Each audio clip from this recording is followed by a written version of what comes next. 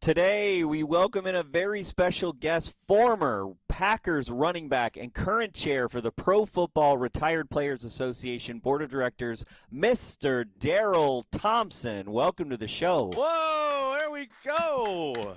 What is up? Thank you Let's very do much, it. Jeremy. I appreciate it. I got It's an my honor. helmet. I love it. I love it. We're good to go. Well, Darrell, first of all, it is an absolute honor, pleasure, privilege to speak with you. Obviously, we're very interested in the PFRPA. We've been helping you guys all month long with donations, raising money, etc. And I got to say, that whole driver is Corey Behnke, listening to you and others at a banquet. I think that was over a year ago. Big reason we're involved at all, but the driving force is Mr. Corey Behnke. I know we're both thrilled to get the opportunity to talk to you about what it is you guys are doing over there. Well, I had a great opportunity to sit next to Corey at the banquet, and I think he got a really great taste of what the Pro Football Retired Players Association is doing. I'm honored to be a part of it. I've been the chair now for just under a year, and we were blessed enough to have the event in Green Bay, where one of the home bases of football around the United States. So it was awesome for us to be there. And we're just trying to do things for players that are important. Taking care of your teeth, number one, taking care of your vision, number two, and then number three, trying to line up opportunities for players to put a little bit of revenue in their pocket, be it a card show or an autograph session or a commercial or whatever opportunities come our way. We try to provide players that have played in the past an opportunity to generate some revenue for themselves. Absolutely love that. And how did you get involved? And like I said, I know Corey had spoken to you at that event, and I think he got a little bit of the backstory, but I'd love for you to tell people, because I think most Packers fans of our age remember you as the first round pick, obviously played with the Packers, but life moves on and you get past your playing career. And I think this is an opportunity for you to really tell people what the PFRPA is all about. And I think we've done probably as best we can trying to describe to people what it is you guys do. But I'm so thrilled that you're here to kind of give us the actual scoop, because I know it is not only really important work, but it's work that somewhat long overdue. Somewhat long overdue, and also just a great opportunity for us to do, something different. There was some funds that came out of the former for players that were not receiving revenue while they were playing, and it was quite a bit of money, almost $40 million, and the NFL was going to pay it out over a period of time. And they started to talk about putting together a board of directors and doing something with those funds. So with those funds that we've been receiving now for almost 6 years, they asked a handful of gentlemen to be on the board, and I'm on the board along with Jack Youngblood and Jackie Slater, Ron Nix, Dave Robinson, another former Packer. So there's and Mike Singletary, another, a lot of Hall of Fame players and great players. Mike Haynes is on the board as well.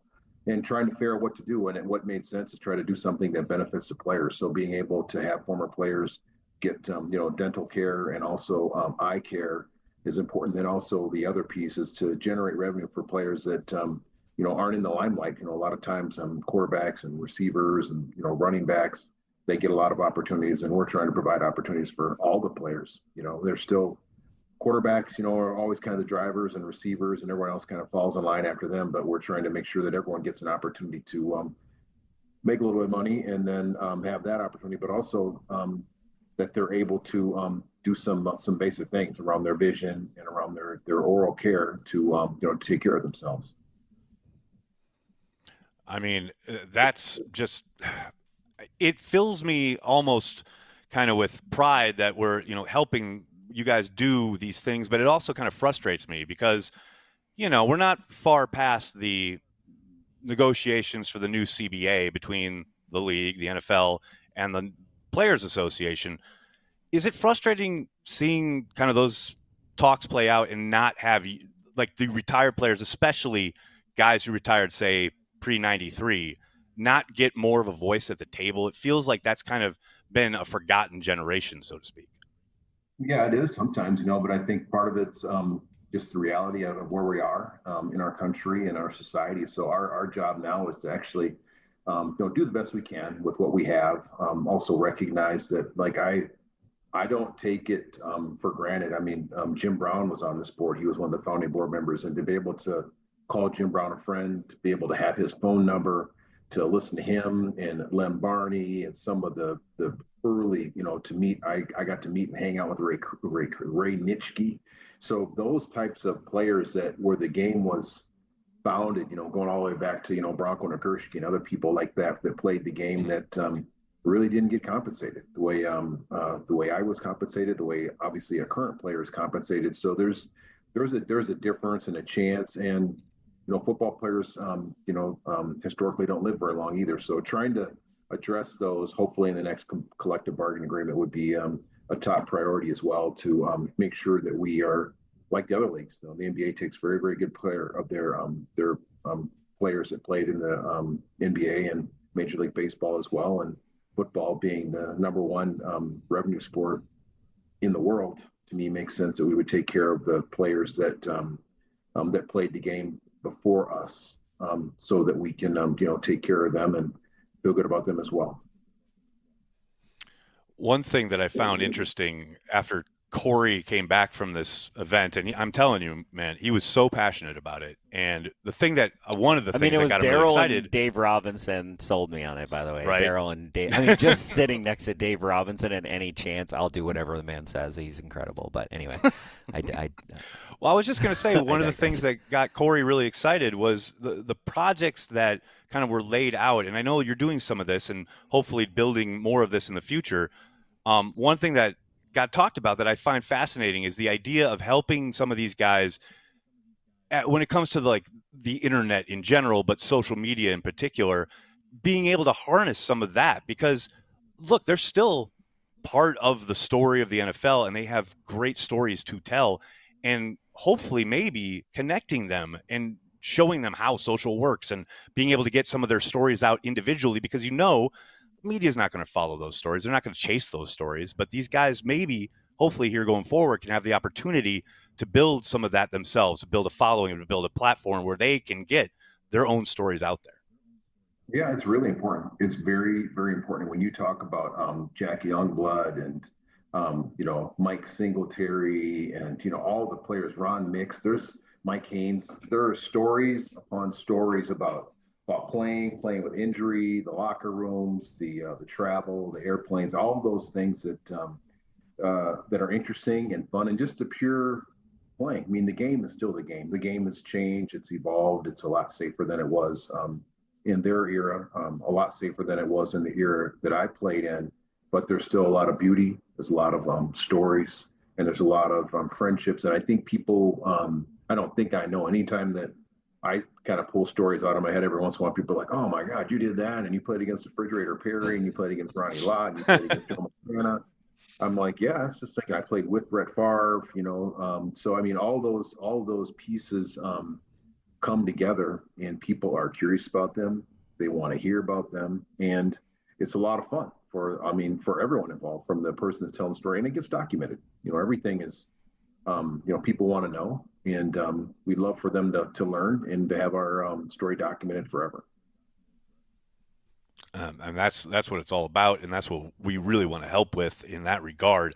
But you mentioned your time in Green Bay playing with Brett Favre, former first-round pick. We're going to overlook the Gopher stuff. I know, Minnesota, whatever. We're not going to belabor that point. But do you have some favorite memories of playing in Green Bay? Because like I said before we went live, I'm kind of pinching myself that I'm getting to talk to you. I loved watching you play. I remember very, very specifically I remember a 60-yard run in particular, but I'm not going to get too in the weeds. But I just know there's got to be, whenever you talk to somebody who played in Green Bay, there's good memories. There's maybe some special moments. Is there anything that leaps to mind when you think about playing in Green Bay? There's a handful of them, and that's one of them. I think that 60-yard run was on a kickoff return. I was also, I did a little return duty, kind of middle to late in my career. And I think it was like 35 degrees below zero. And I was like up a little bit, not the return man, but I was one of the upbacks that they used to do the wedge. I was part of the wedge, and I caught it, and I still had a little bit of speed left in me. I was able to get in the end zone, so that was cool. But I think about my number one memory as maybe the favorite one was when we finally beat the Detroit Lions to go to the championship game to play against the Dallas Cowboys.